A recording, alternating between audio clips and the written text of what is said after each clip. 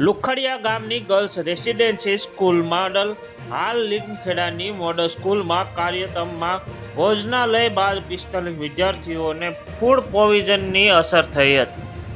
સાંજનું ભોજન બાદ વિદ્યાર્થીઓને તબીબી લથડી હતી અને તેમને ઉલટી અને ગભરામણ ફરિયાદો થવા લાગી હતી.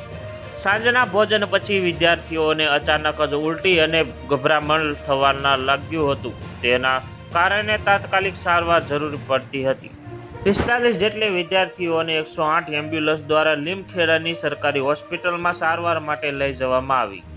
મળતી માહિતી અનુસાર તમામ વિદ્યાર્થીઓની હાલત હાલ સ્થિર છે અને તેમને જરૂરી સારવાર આપવામાં આવી રહી છે.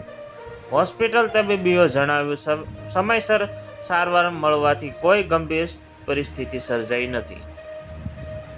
ફૂડ પોઈઝનનું કારણ જાણવા માટે તંત્ર દ્વારા તપાસ શરૂ કરવામાં આવી છે. ભોજનમાં ઉપયોગ લેવાયેલા સમગ્ર નમૂનાઓ લેવામાં આવે છે અને તે લેબોરેટરી મોકલવામાં આવશે. આ ઘટનાને કારણે વિદ્યાર્થીઓના માતા-પિતા ચિંતાનો માહોલ છે. તેઓએ સ્કૂલ તંત્ર સામે ભોજનની ગુણવત્તા અંગે પ્રશ્નો ઉઠાવ્યા છે અને ભવિષ્યમાં આવી ઘટના ન બને તેવી મોટી કડક પગલાં લેવાની માંગ કરી છે.